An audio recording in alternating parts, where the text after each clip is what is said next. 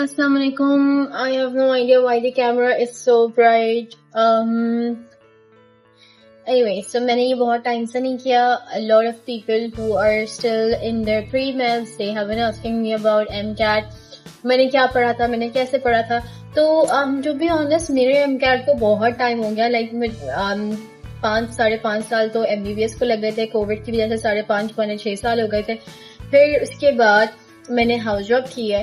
House job खत्म हुए भी मुझे बहुत टाइम होने वाला है. लाइक ऑलमोस्ट 1 साल होने वाला है. आई थिंक 7 months तो हो चुके मेरी हाउस जॉब खत्म हुई. तो आई थिंक टोटल मिला के कुछ 6.5-7 साल हो गए हैं. मैंने MCAT बहुत पहले दिया था. तो I am not sure exactly कि मैंने किस तरह से तैयारी की थी. That will help you guys.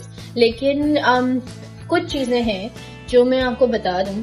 मैंने O levels और A levels किया था. मैंने इंटर नहीं किया था. और जब मैंने A levels किया था ना, उसके बाद मुझे बहुत सारे लोगों ने बताया था कि नहीं, A levels वाले क्लियर नहीं कर सकते, A levels वालों की इतनी परसेंटेज कटती है और ये होता है वो होता है. मेरा तो ऐसा कुछ नहीं हुआ था. जब मेरा O levels और A levels की इक्विवेलेंसी निकलवाई थी, तब उस वक्त जो है ना, सबने कहा था कि भाई इसमें बहुत परसेंटेज कट जाती है, लेकिन ऐसा कुछ भी नहीं हुआ था. मेरी परसेंटेज 83 थी. A levels की, O levels की पता नहीं मेरी ज्यादा थी. तो मेरी तो कोई परसेंट नहीं कटी. और मेरे जो है A levels में 3 B's थे. 3 B's होने के बाद अगर मेरी 83% बन रही है, तो आई डोंट थिंक कोई परसेंटेज कटी. तो I am just saying this to clear a few misconceptions कि ऐसा नहीं था मेरे टाइम में. ठीक है. और उससे पहले से लोग कह रहे थे इतनी परसेंटेज कटती है, ये होता है, लेकिन मेरे साथ ऐसा नहीं हुआ था. तो आई वुड से कि पहले तो लोगों की बातों को सुनना बंद कर दें. दूसरा, जब मैंने A levels किया, उसके बाद डॉक्टर्स इनसे मैंने अपनी MCAT की तैयारी की थी, क्योंकि I really needed that, trust me. मुझे लगता है डॉक्टर्स इन वाकई बहुत हेल्पफुल था. उस वक्त मुझे अब तक नहीं पता कि वो किस तरह हैं और कैसे वो उनका क्राइटेरिया क्या है, लेकिन उस टाइम पे तो बहुत अच्छी तैयारी करवाते थे. और MCAT की तैयारी मैंने उनसे की थी. मुझे तो बहुत अच्छा लगा था. ओवरऑल मेरा एक्सपीरियंस अच्छा था. हाँ, जब मैं वहां पे सीख रही थी तो उस वक्त जो है ना, लोग बहुत डीमोटिवेट करते थे. मेरे अपने ग्रुप में कुछ पता नहीं कितने सारे बच्चे थे, और मेरी आदत है to ask a lot of questions, and I used to ask a lot of questions. ठीक है. तो सब मुझे कहते थे इसको तो कुछ नहीं आता, ये कैसे पास करेगी.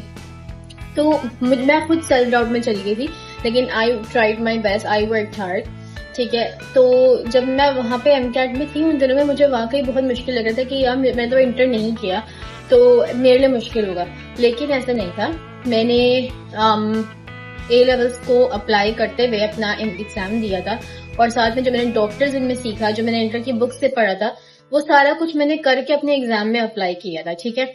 और कितनी दफा पढ़ना होता है, तो मेरे साथ जो लोग थे वो 7 दफा पढ़ रहे थे, 8 दफा रीड किया हुआ था. और टू बी ऑनेस्ट मेरा एक रीड भी खत्म नहीं हुआ था. हाँ, मैंने इंपॉर्टेंट चैप्टर्स को रीड करके रिवाइज जरूर किया था, लेकिन कुछ ऐसे चैप्टर्स भी थे, एनिमेलिया और प्लांटे वगैरह, मैंने वो चैप्टर दोनों नहीं पढ़े थे. ठीक है. और वो खुश नसीबी से एग्जाम में आए भी नहीं थे. तो ये तो खैर मेरी लग गई थी उस वक्त. लेकिन ये कि आपको सब कुछ पढ़ना है, ऐसा नहीं कि आपको छोड़ें, चांस पे नहीं छोड़ना. मेरा ये था कि मैं इतनी ज्यादा रीड्स में नहीं कर पाई. मैंने एक रीड किया था, वो भी कंप्लीट नहीं किया था. फिजिक्स में लोग जो है ना, वो फिजिक्स की बुक्स में जो टेक्स्ट था, लोग वो भी रट रहे थे, और मैंने फिजिक्स की बुक नहीं की थी. दोनों बुक्स मैंने नहीं की थी. इंटर की मैंने बायो और केमिस्ट्री अच्छे से किया था. जो चैप्टर्स बहुत इंपॉर्टेंट थे तो मैंने किए थे, वो मैंने रिवाइज भी किए थे. लेकिन सबसे ज्यादा जो मैंने किया ना, जो प्रैक्टिस पेपर्स डॉक्टर्स इनमें मिलते थे और जो पास्ट पेपर्स थे, मैंने वो किए थे. एक दफा ही किया था सारा कुछ, लेकिन मैंने ये किया था. फिजिक्स की बुक मैंने एक दफा भी नहीं रीड तो बिल्कुल नहीं की, क्योंकि मेरी समझ से बाहर थी वो क्या बुक थी. मैंने डॉक्टर्स इनकी जो प्रैक्टिस पेपर्स थे, जो डॉक्टर्स इनकी क्लासेस में वो जो सिखाते थे ना, तो मैंने फिजिक्स उससे किया था.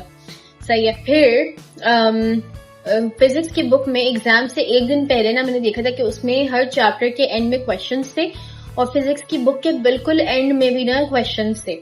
तो मैंने वो क्वेश्चंस एग्जाम से 1 या 2 दिन पहले सॉल्व किए थे. लास्ट डे नहीं, मतलब उससे पहले वाले डे पे मैंने फिजिक्स की वो क्वेश्चन सॉल्व किए, और मैंने रिवाइज भी नहीं किए थे. बस मैंने वो सॉल्व कर लिए थे कि ऐसे करना है, ऐसे करना है, ये अप्लाई होगा और ये. लेकिन हाँ, एग्जाम से एक दिन पहले KMDC का पेपर था, क्योंकि उस वक्त जो है ना, अब आई गेस अब सबका साथ होता है एग्जाम, लेकिन हमारा उस वक्त ये नहीं था.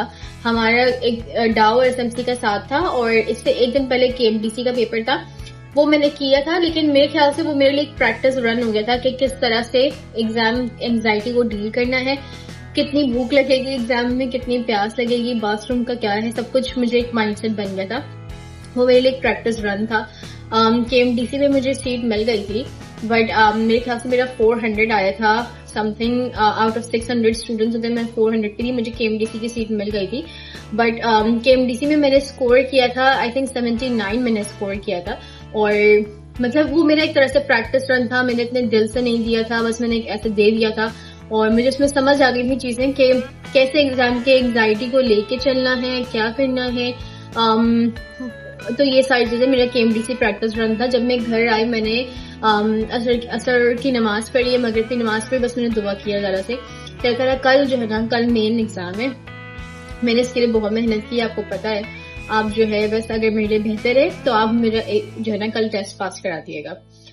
اس وقت میں نے یہ دعا کی. اگلے دن میرا ایگزام تھا. میں نے اس رات میں نا جو میں نے جو امپورٹنٹ چیزیں تھیں, جو پاس پیپرز تھے, جو ریوائز کرنے کا تھا, وہ میں نے سب اس رات کو دیکھ لیا تھا. صبح جب میں اٹھی, ایگزام مجھے یاد نہیں ہے کتنے بجے ہوتا تھا, لیکن میں تھوڑا جلدی اٹھی تھی 6 بجے تک. فجر کی نماز پڑھی, but I had this feeling کہ آئی گاٹ دس.